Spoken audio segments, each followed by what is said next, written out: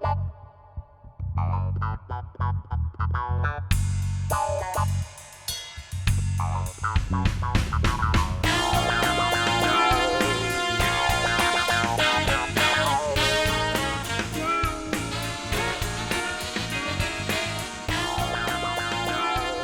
guys, and welcome to another episode of the Cigar Lounge, Cigar Talk Show. I am Aaron Paoletta. This is Johnny is pissed off today, Hunter.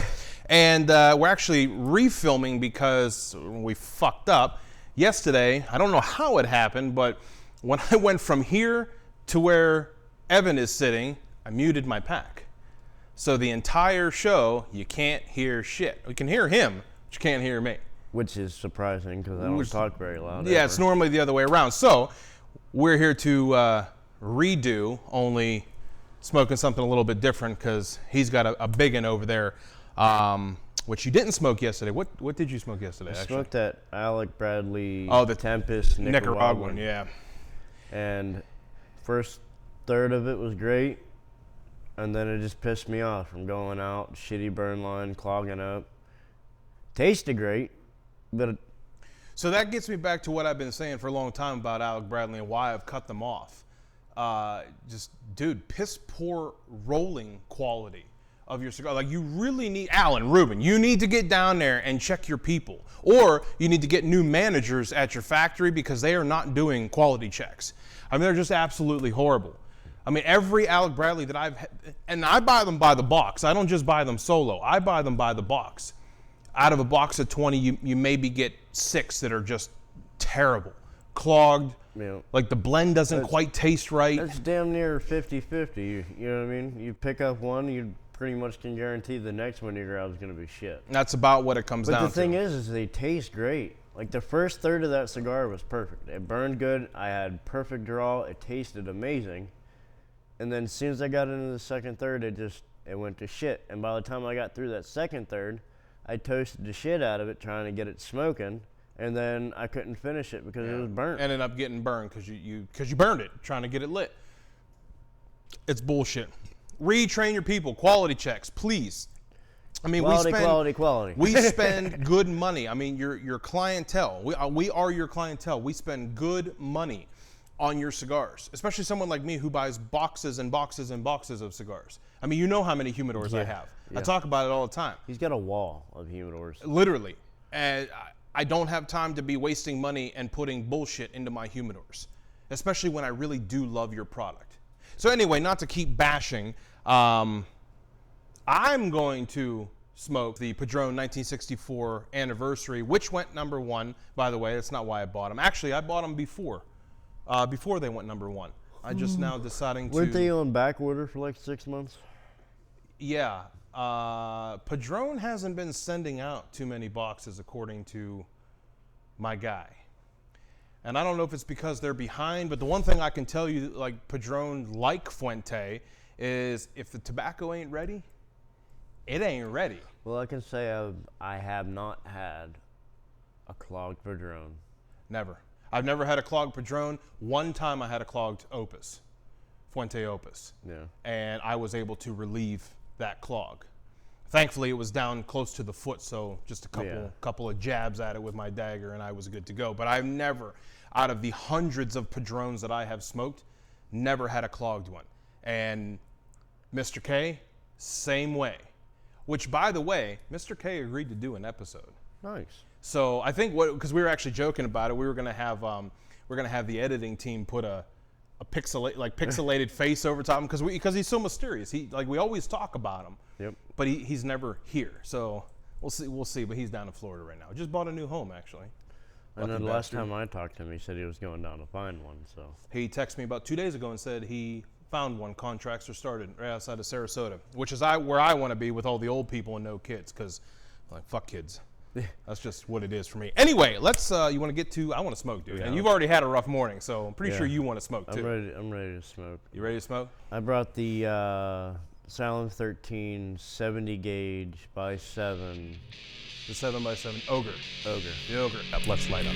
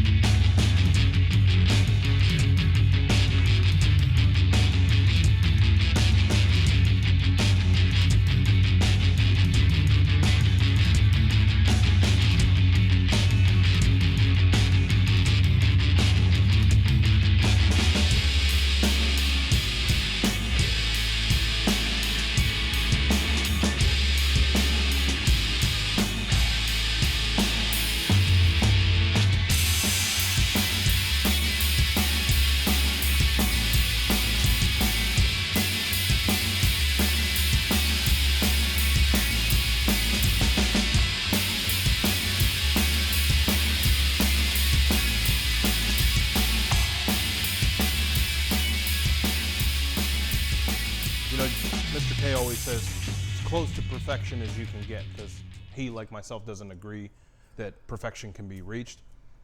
He always says that about his Fuentes. I'm going to say that about that Padron. I would have to say that. I have a little bit of something to say about perfection. By the way, I am adding a little more airflow through it. Not that I need it, because it's not clogged by no means. I would just like a little bit more smoke production. That's because he's over there sucking on a dick. That's about what that is. It's an ogre dick. It's 2 different colors.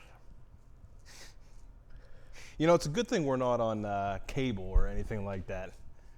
Pretty sure we would be kicked off. If we ever went to cable, they better fucking deal with it. I would agree with that. Now that Ogre, I've actually had the Ogre before. Not that big. I think I had the 6x60. They make I was just looking at it, they make a small one that's, hang on, so I think it's a 38 gauge. What, like a Petite Corona? 38 by 7. Oh, that's like a Lancero. Doesn't say. It's like a Lancero. Yeah. Okay.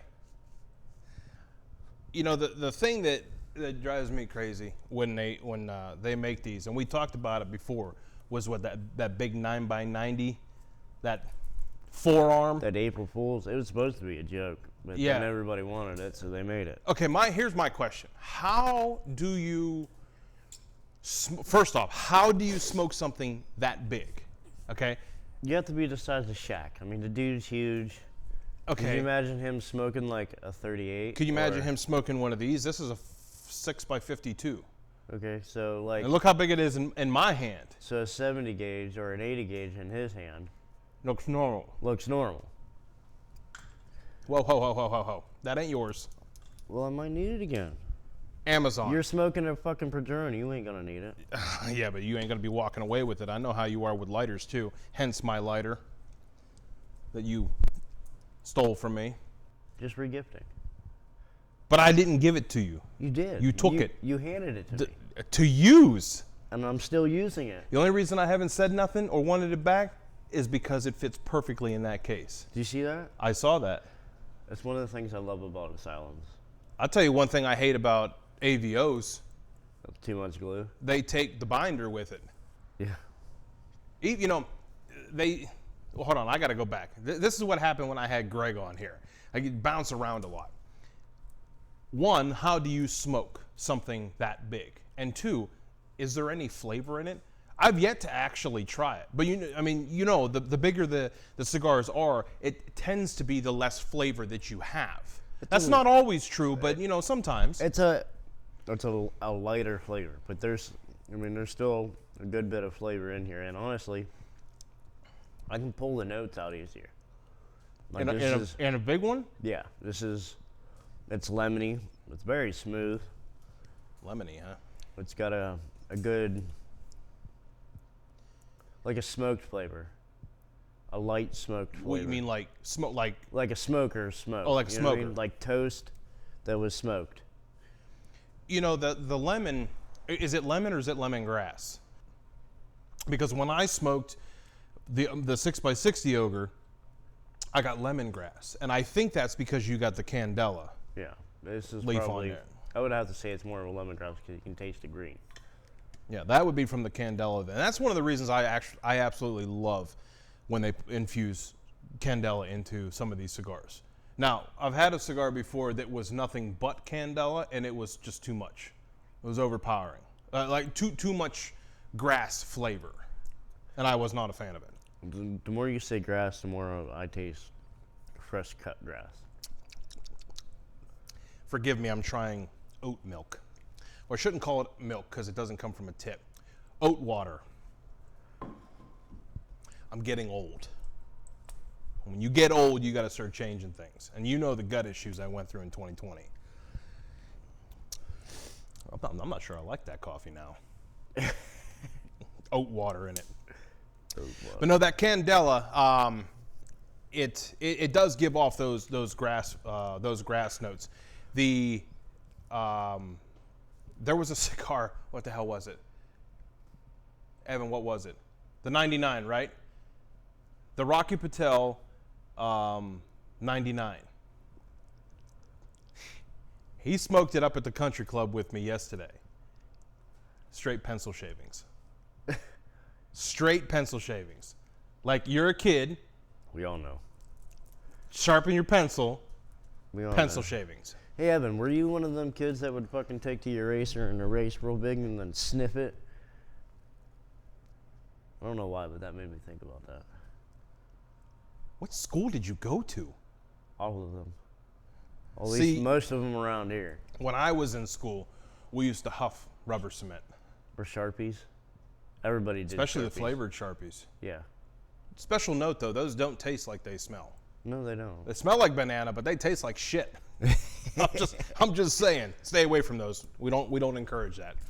Anyway, when I had that cigar, it was lemongrass is what hit me immediately. Now, what I want to do is I want to try one that's a little bit smaller because you're going to taste more of the wrapper with a smaller the gauge because there's less long fillers inside of it. So I'm actually interested to try one that's thinner in ring size to see if I pick up more of that wrapper that they have in them. Because the other wrapper they have on that, aside from the Candela, is the Habano, isn't it? Mm-hmm. Do you know what fillers they use in that? Nicaraguan. It's also a Nicaraguan binder. Oh, wrapper. that was a new turn on Nicaraguan. What is you said Nicaraguan? Nicaraguan. I don't have my teeth in today, so. You can't say it with your teeth in either. Exactly, either. Now you're making me sound like you. We need to distance ourselves. You're driving me crazy. What was that, Aaron? Either. Either. I'm not the only one that fucks up. Either, goddammit. Either. Now, have you had the smaller one of that? Like any smaller version of that? Yes, I think it was a 52. I can't remember, but it was like a 5-inch. It couldn't have been any bigger than a 60. Well, I don't really. The 5x50 I know they make. So it had to have been the 50. The 5x50, the 6x60, 7x70. Do they do that, Ogre, in an 8x80? It might be a 7x80. I knew they do the regular Asylum 13 and a 5x80 or 6x80, something like that. Well, this one here, the Padron. Now, this box of Padrones got a good deal from my boy Mike out in Phoenix. The natural version of this went #1 this past year, 2021. Not that I give a shit because I have my reserves about Cigar Aficionado's rating scale. We've made no hiding that. I have had the natural version of this. I prefer the Maduro, which is why, matter of fact, everything I buy is Maduro.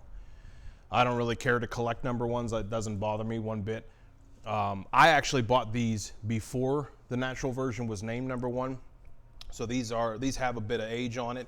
But the natural one has a sun-grown Nicaraguan wrapper, where this one is the Maduro wrapper.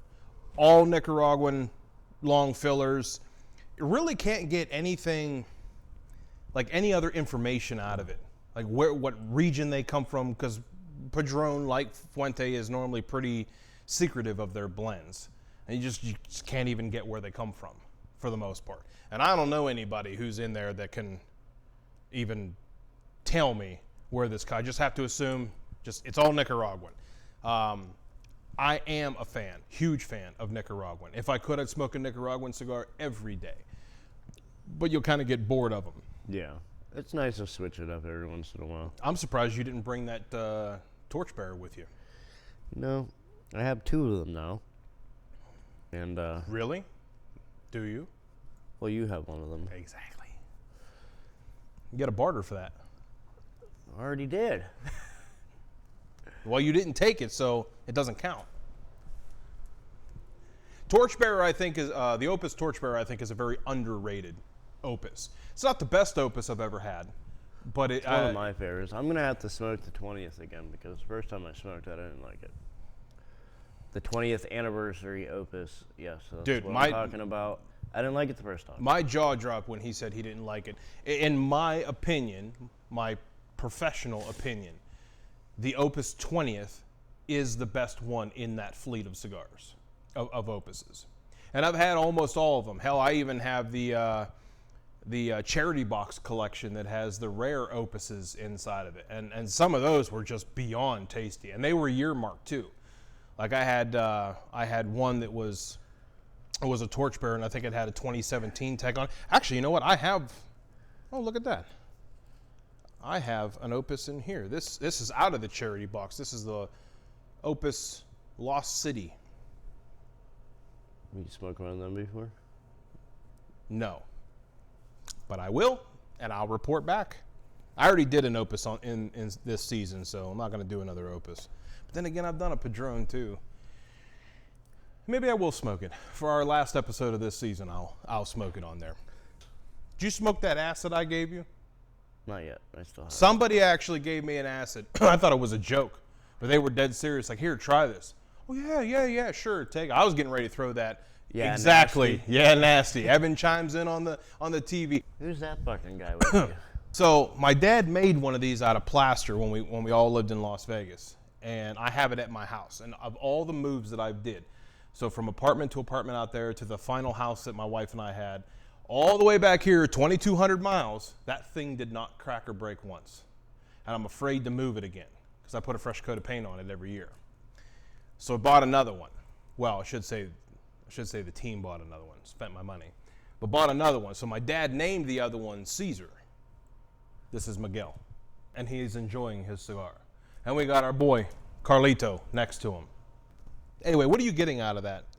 And why do you keep poking it? Is it clogged now? It's not clogged. I'm not getting enough smoke production. I don't know if it's just because of how big it is, or I figured you would think the bigger it is, the more smoke you'd get. But That's not always true. But I'm getting. Don't tell me, if you tell me cashews, I'm gonna punch you in the face. Actually, I'm not tasting cashews at all. It's Maybe you need a wider mouth. It's the lemongrass toasted or smoked toast. Smoked Smoked toast. It's very like you light. threw bread in a smoker. Slight, yeah, like a slight, like it was over an open fire, not smoked, but Oh, just like mountain pies. yeah, or like a roasted marshmallow without the marshmallow, just that slight smoke. Char, maybe? Yeah, not really charred. It's like an open fire smoke. You know what I mean? Okay, I can go along with that. Good earth tones and a hint of vanilla. And a hint of vanilla. It's a good stick. It's a little odd to puff on this big bastard, but Well, maybe you need a bigger mouth. Maybe it's a good thing you forgot your teeth today.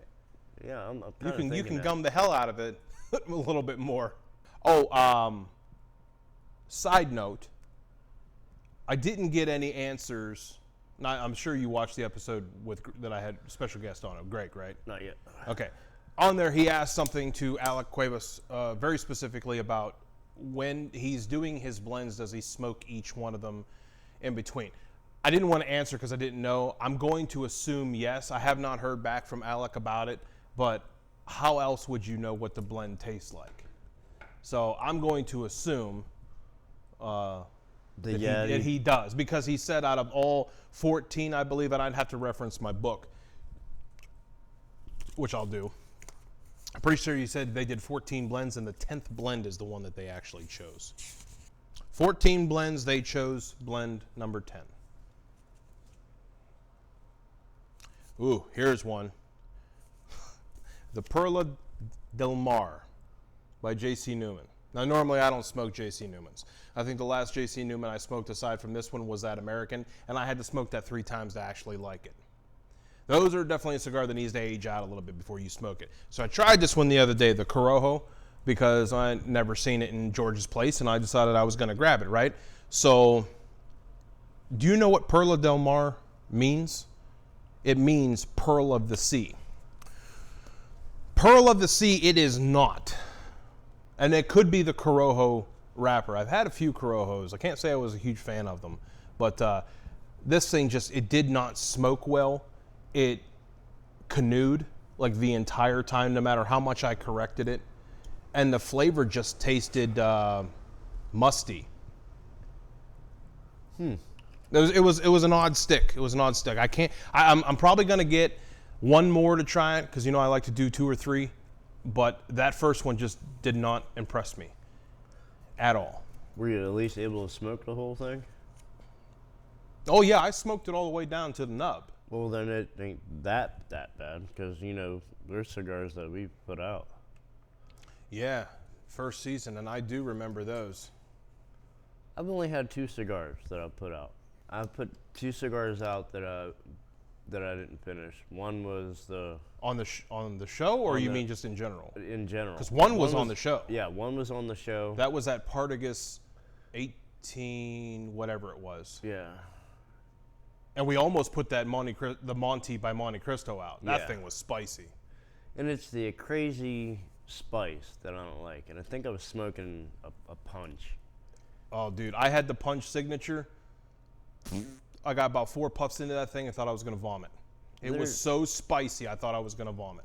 And that's the thing. Like, me and you don't like spice. And there are people out there that love that spice. I mean, I know that Monty... Was it Monty? The Monty, but it was that black and red and gold label. Yeah. That one was like smoking a cayenne pepper.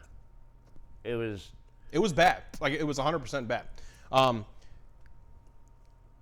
I tell people normally on every episode we do about these books, but I also carry the current book with me in my bag, which is wherever it's in the office. I do carry this book with me.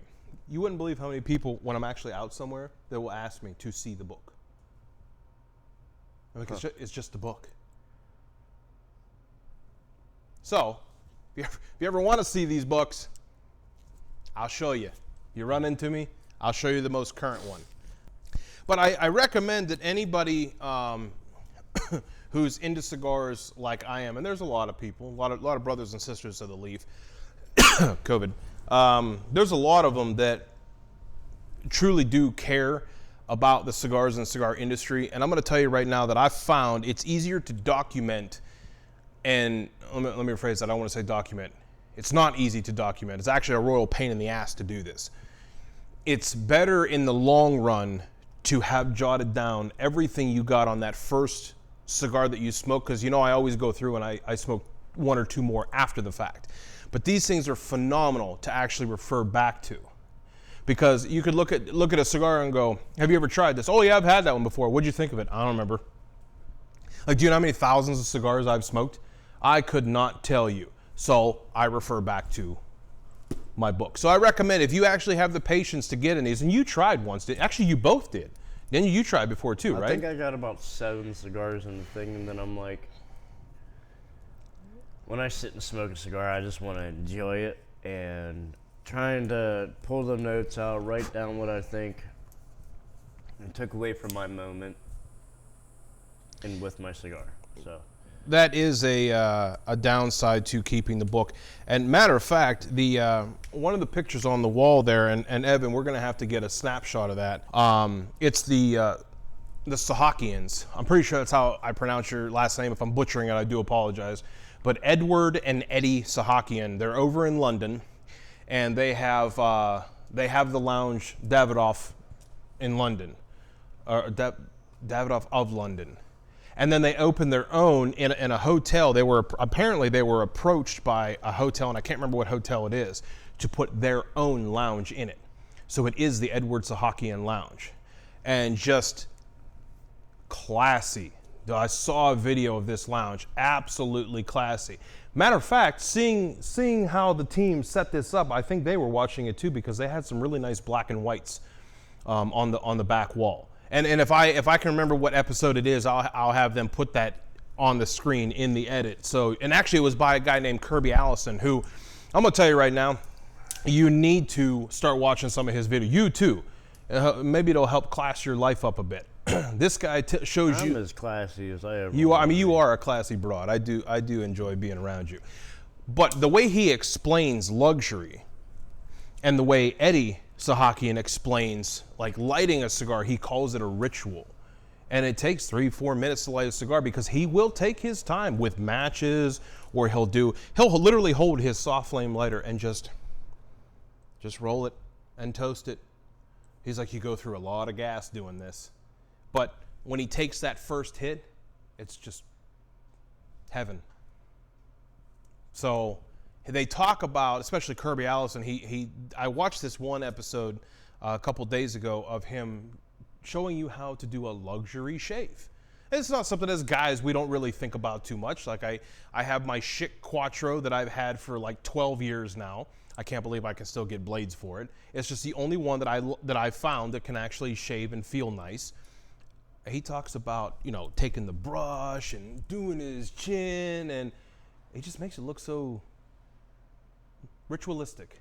Like that first half hour of the morning is him enjoying his shave and waking up. I don't know a single guy that enjoys waking up to shave. I think it's the manner in which he's waking up that makes him enjoy it. It's the same thing with us, right? So you know me, and the way I sit down and I smoke, and this is a little different because we're here and we're filming, but when I sit down to smoke, I have everything sprawled out. I've got my tablet open. I normally have some sort of video that I'm watching, whether it be on Netflix or it's about cigars or something, but I'm in the moment. I make time in my day to enjoy one of these. That's the luxury part of my day. I don't want to be bothered. I don't want phone calls. Matter of fact, I put my phone on Do Not Disturb. Unless it's family calling me, that phone does not get answered.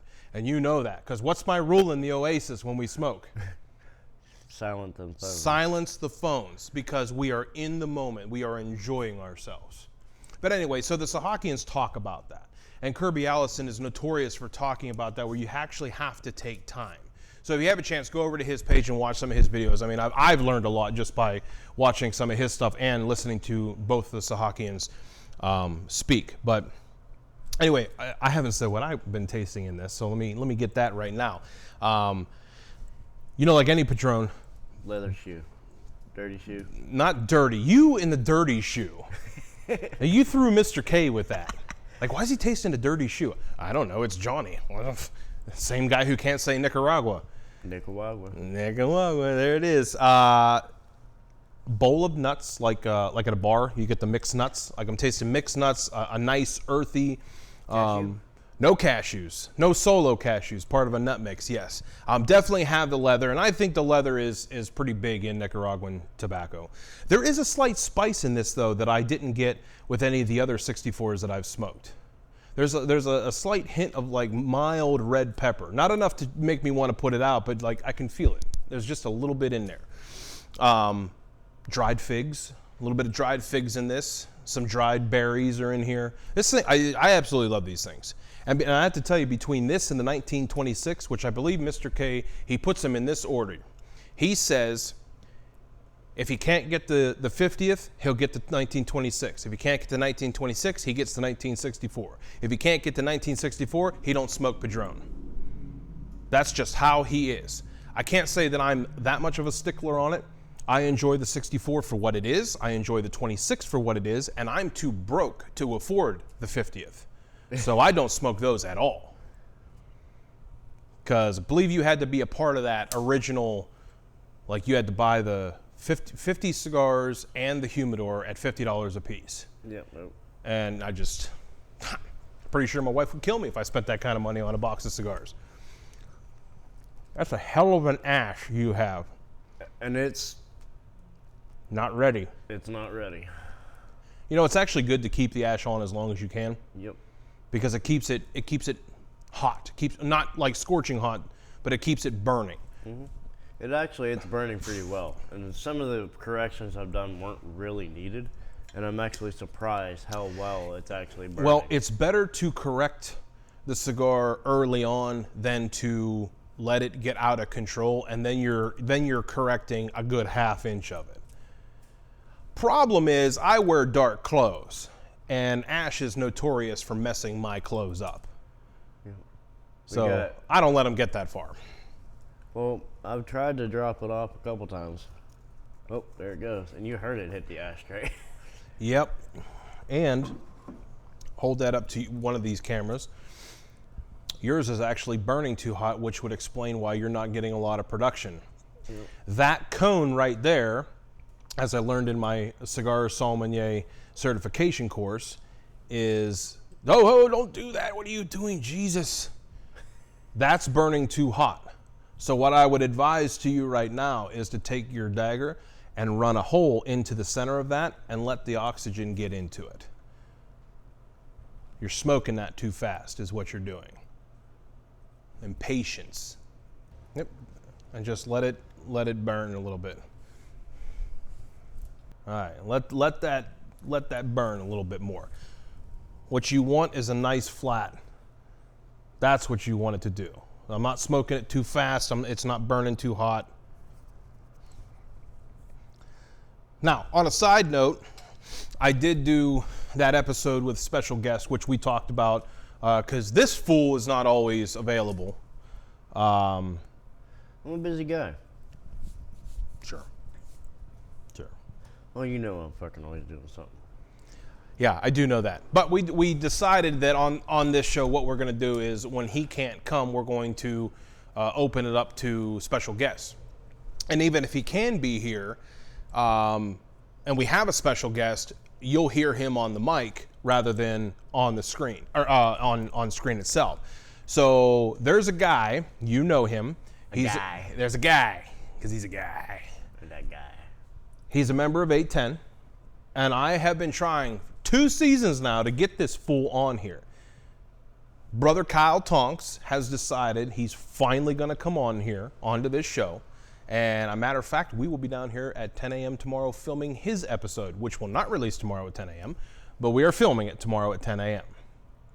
Kyle is one of them guys that is just beyond knowledgeable. And he hangs out a lot with Stogie Bird. Sam, I can't remember the guy's last name, but Sam hangs out with him. So the guy knows a lot of stuff. But that'll be a good episode. You're not available tomorrow. Maybe. I say, if you are, come down here. I would love to have you on the mic. I would love to, but tomorrow I have a job to do. Right. So he's unavailable. So that should be a good episode. If you can come tomorrow, definitely come down. We'll throw you on the mic setup over there and see what we could do. Other than that, I mean, I'm really just enjoying the piss out of this thing. You got anything you want to add about that or anything else? I mean, not really. I am enjoying this. The more I smoke it, the big gauge isn't really throwing me as far off as I thought. But you're still getting good flavor out of that, though. Yeah, I'm enjoying it. You're surprisingly smoking it. See? Ash likes dark clothes. You just gotta rub it hard enough. Yeah, went there. No, I'm fairly impressed with the flavor.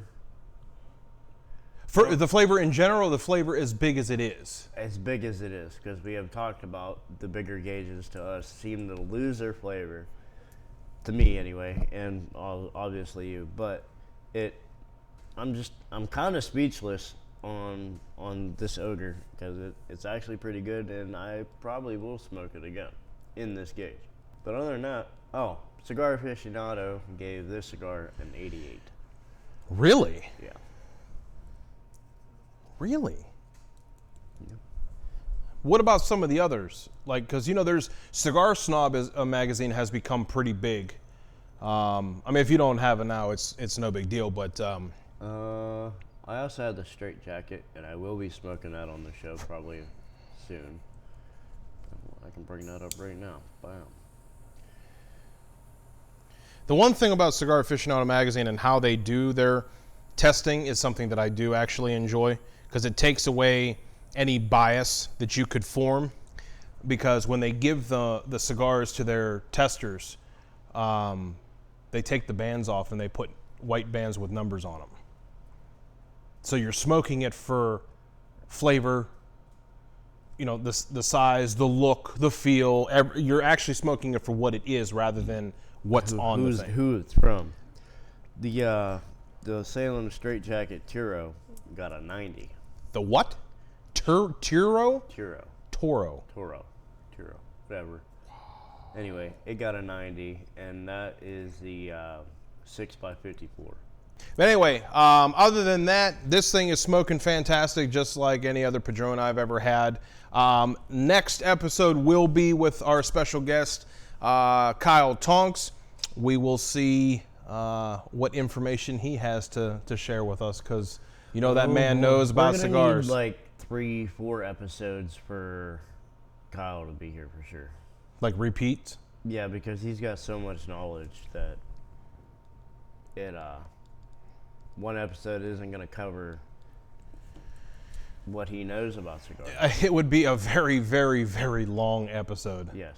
And after, 35, 40 minutes, like, I don't even want to watch anything longer than that. Yeah. But no, we'll see. Pending his, dude, it took me 2 seasons just to be able to get him on here. So, yeah, I don't think it's going to take 2 seasons to get him back. I think we can probably, once he gets here, sits down and talks with all of us, and we'll probably be able to see him at least once a season.